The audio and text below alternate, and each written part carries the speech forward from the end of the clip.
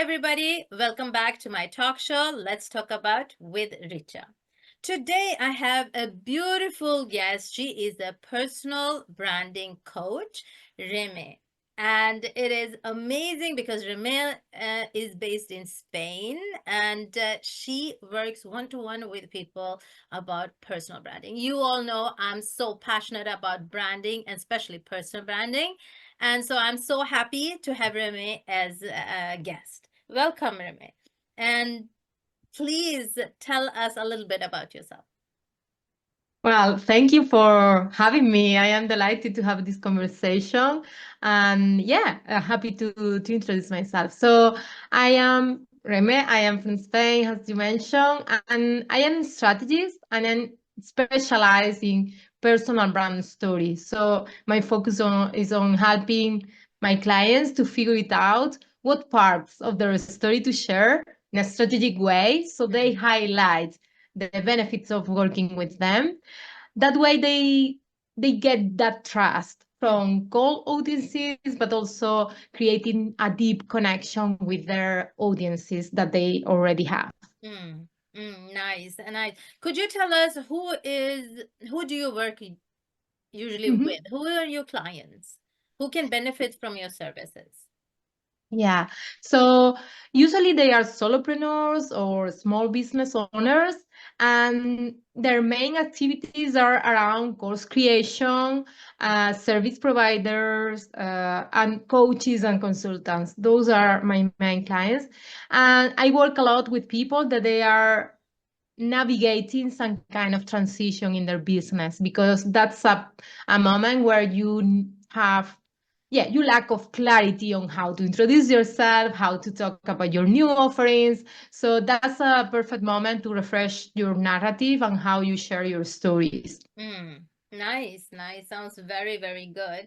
And so people come to you and you guys work out. Tell a little bit about your methodology. How do you Mhm. work? How should I think when I'm coming to you and we're working on my brand, for instance? Yeah, so I work one on one, usually in intensive services because I know how impactful can be when you condense the work together. And usually my methodology is called Story Connector Framework. And is instead of having just one big story, I split them into 10 moments of your story. So we explore together your journey and I help you to identify those 10 moments that each of them is connected with one specific key factor of what you offer, Mm. one skill that you have, a benefit of your offering. And it's related to your audience, it's related to your offering, because for me, it's super important that it's strategic. Mm. So in the structure of the service, we have a questionnaire. You have a questionnaire. You fill that questionnaire. So when we work together in the session, I know already which kind of questions I am going to follow up with, and we can explore and go deeper into your path. Because what happens usually is that I start asking questions, and then I see some potential connections from your story that I see as something that could be relevant for sharing with your audience. And I Mm. start asking questions. Hey, you think that this moment when you were working in this other career can be related to the feeling that your audience have when they are addressing something new? So Mm. I start looking of those connections and proposing to my client. Do you see that? And it's really interesting to see how sometimes they don't see that connection before, but when I propose that, they say, "Oh, actually, that makes a lot of sense." A lot of sense, Uh, yeah. Yeah, it yeah. takes time. It is a way of thinking. It's a way of, a kind of a mindset that how can I use whatever I'm experiencing to help others and learn. It is an art. It is a skill that you have, everybody can learn.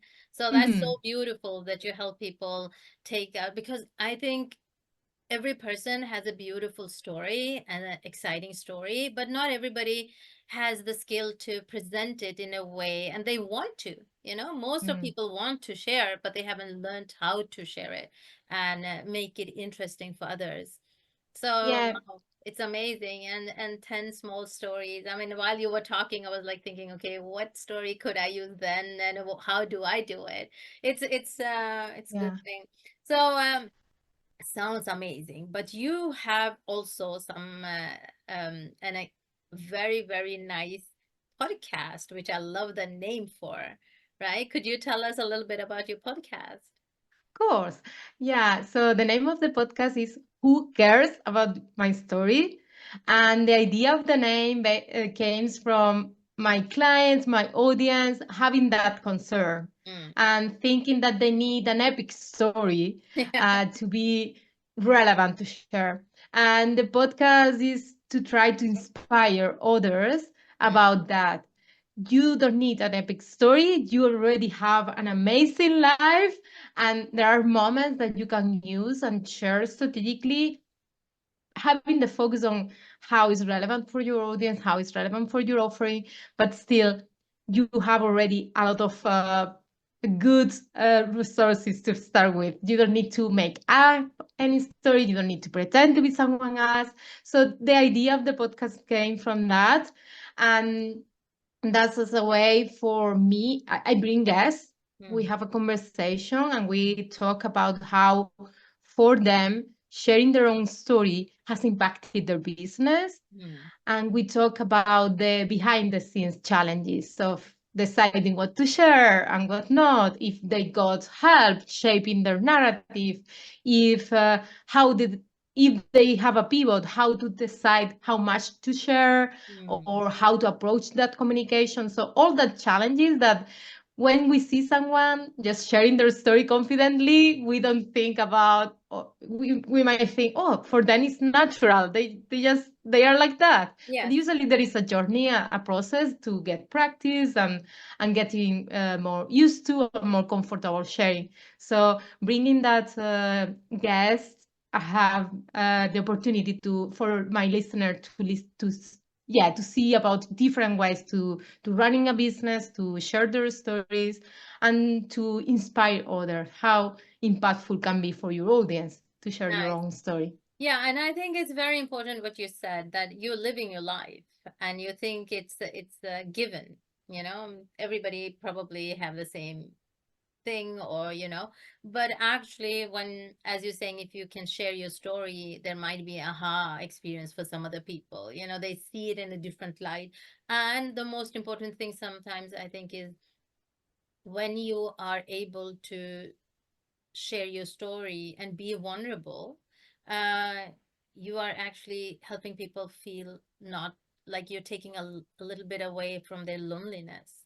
Most of Mm. people think that we are the only one experiencing this, or I'm so alone in this experience. And when they listen to your story, they might be inspired and know that I'm not alone in this battle or fight or challenge. And I like what you say, that the one who's telling the story, the storyteller, can decide how vulnerable you want to be and what you want to share and what not. Because I've been in business for a very long time, and I started actually to share my story in 2015.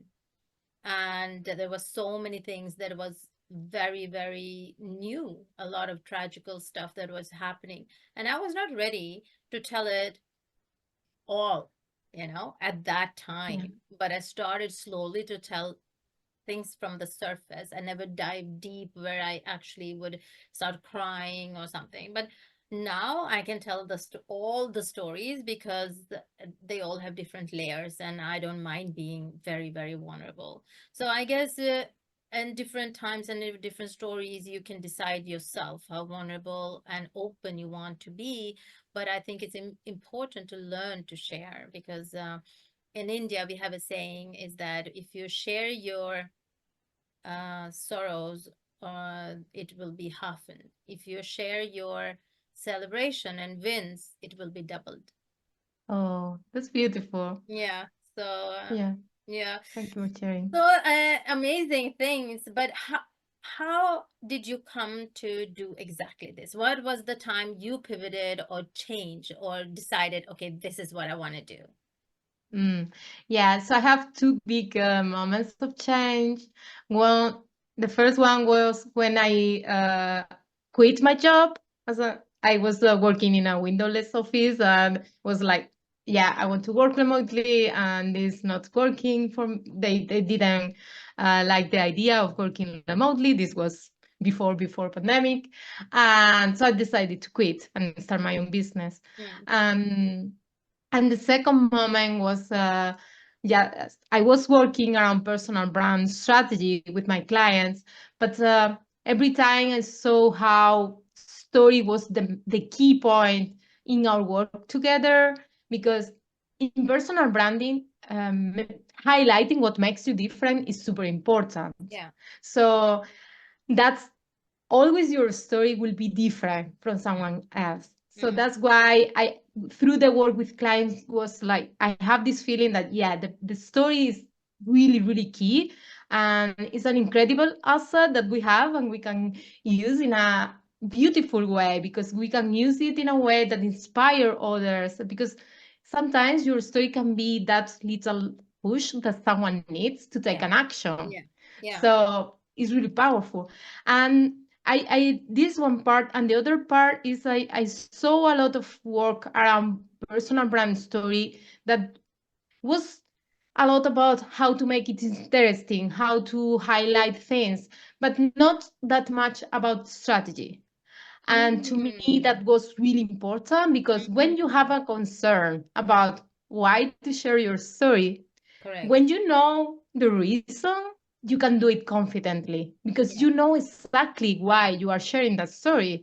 You know Mm, that the reason is you are providing context. So the your audience understand that you are someone trustworthy. You are providing connection. They see mm, you as someone relatable, and you are providing contrast.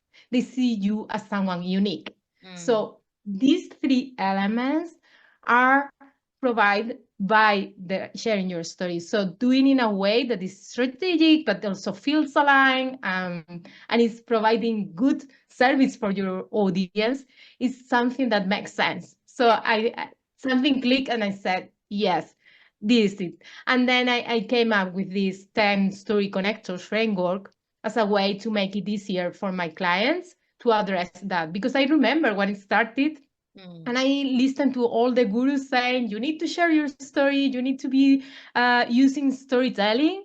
And I felt overwhelmed by the idea. I don't have an epic story. What I am going to tell? How I'm going to make it this relevant? And I remember that feeling. So I thought that it's as a way to help other people going through that process, especially at the beginning and when you are making a big transition, that you need that clarity back, because you remember when you have that clarity and you want it back in yeah. the new offering that you are providing, and in that new expertise or new niche that you are. So it really is a really good feeling to have my approach as another way to do this, that maybe for someone else they appreciate working in one big story. But if you are in a different scenario where for you it's a bit overwhelming, you have this other approach. So you can go with this other way of doing it, because it's not just one size fits all Oh, formula. yeah. Yeah. So having different resources, different options, and Yeah. you find the one that makes sense for you. Correct, correct. Yeah, that's very important to remember. And yeah, that not one strategy will ever fit not just one person, but also if you have different kind of businesses or if you have different kind of places you're pitching or different events, you still have to find a story that is relevant. But I think it once you have a good strategy, you can apply that for everything else. And yeah, it sounds makes sense a lot. So how do you define success? This a really good question. So to me, success is a combination of peace of mind, Mm, both mentally and financially, mm, freedom to choose, mm. and joy. Yeah. Yeah. That will be the combination of those three elements. I would say that's success for me. Success for you. Yeah, amazing. That's so beautiful. I think also what you said that uh, possibility to choose, to Yes, make your freedom to choices. choose, For some make people, your decisions. yes, Yeah. that you have created a situation where you, because we always have to choose. You know, Mm, sometimes we make choices without us being conscious. We just make choices. We just choose to do something and we are not thinking about it. But that's also a choice, even though it's not a conscious choice. But to actually be conscious and aware of your choices and that you have the possibility to choose, that's a very beautiful way to define success. I think it's beautiful. Thank you for sharing that. Okay, so you are working one to one with people, running your podcast, and beautiful way of changing people's life. How do you manage your time? Because that's a question that often comes to me by my clients. How do you manage your time? mm. Yeah, as best as I can, I would say, which is this is always a challenge. I believe that no matter the level of or the stage of your business you are in, there are new challenges that arrive, and you need to figure it out new things, because maybe at the beginning you cannot have the help from someone else, but then later you have help, but you need to figure it out how to delegate and how to Mm-hmm. manage the people that you help work with and all that, right? So for me, I am used to use time blocking, Yeah. so that Yeah. has helped me. And for some time, I was like having days where this the day that I created content, this is the day that I run my services. This is so that has been for a while. Then I changed because yeah, it's like I like to change Mm-hmm. every now and then and making tweaks and see what works better and what makes more sense. But yeah, that's one thing.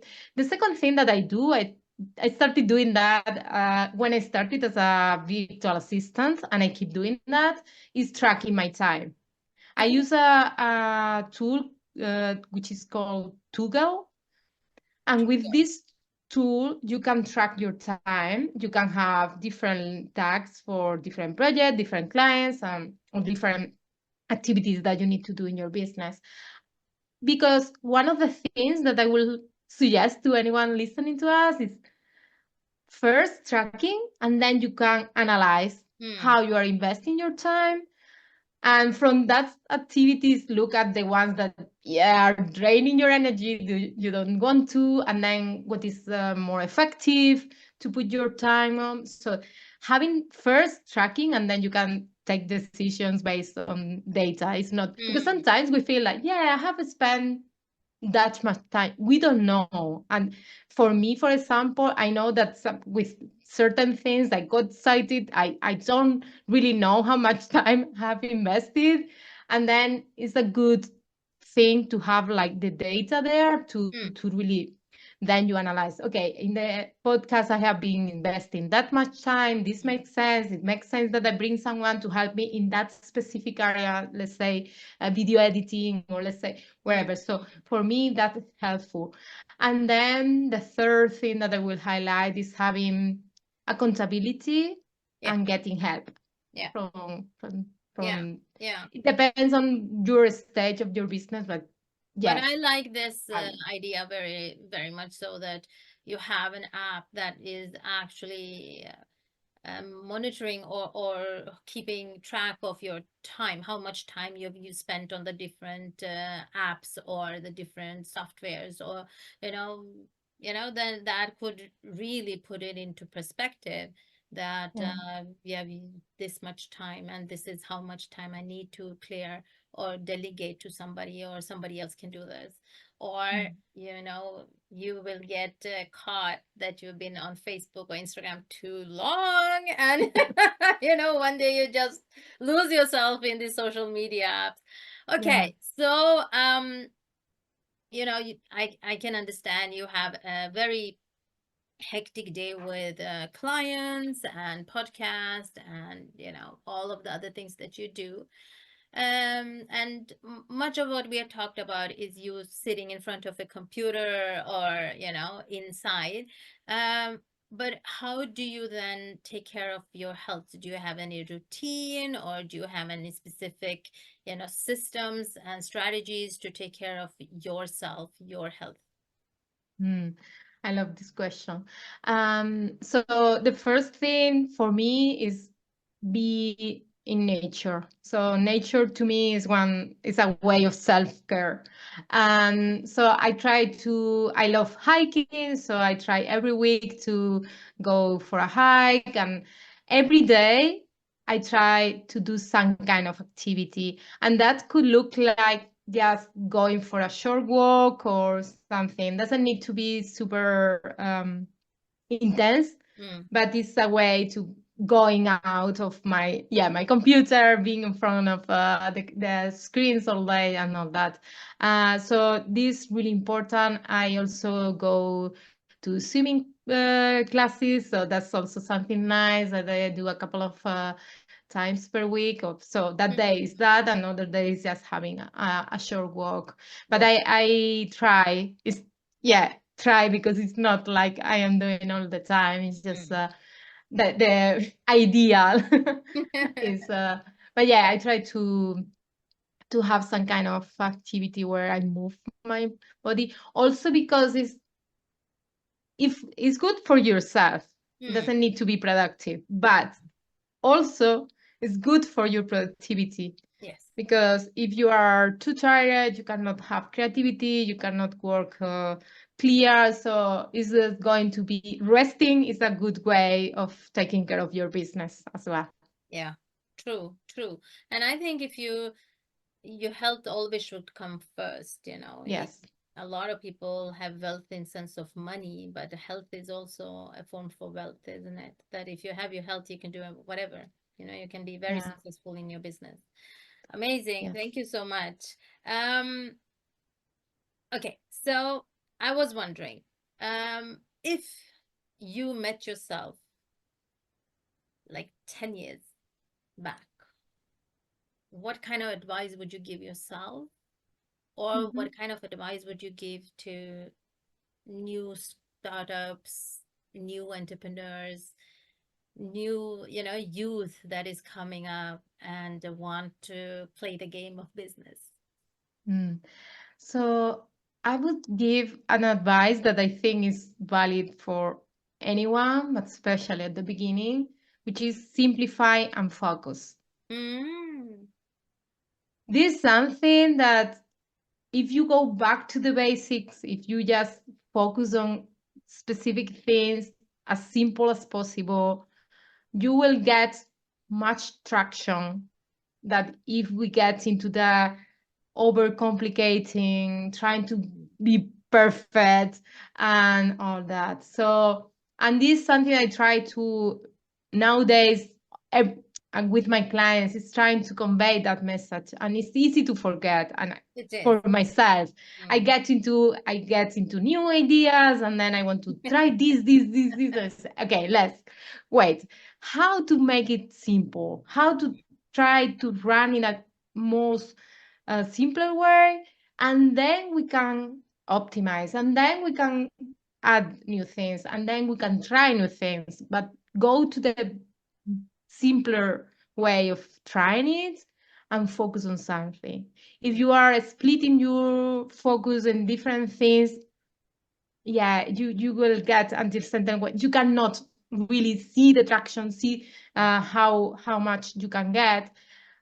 And if you are focusing on something specific, it will build up. You will see, okay, this is something I want to keep doing, this is something I don't want to keep mm, doing. I want to pivot, or I want to keep focusing on this.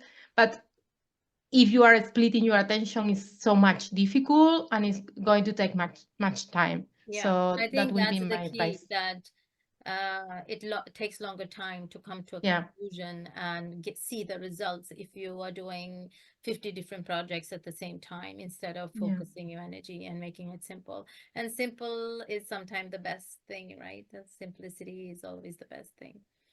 Mm. Yeah, I mean, amazing. Thank you for that advice. It's always good to talk to people who have been in the game for a little while and learned a little and walked the walk.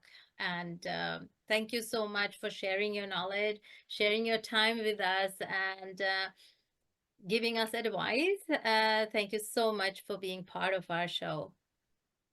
Thank you very much for inviting me. And this has been super nice. Thank you, Rita. Thank you. Okay, guys, so don't think about it. Everybody needs to, rebrand and increase their personal brand. So get in touch with Reme. I'll give you all the information below or over the video. Don't be shy. Get in touch with her. She's a lovely woman, and she will let you know how you can increase your visibility, not just on social media, but everywhere where you need to tell your story. So, thank you everybody for watching. Until next time, take care of yourself, be kind to yourself and to others. Bye.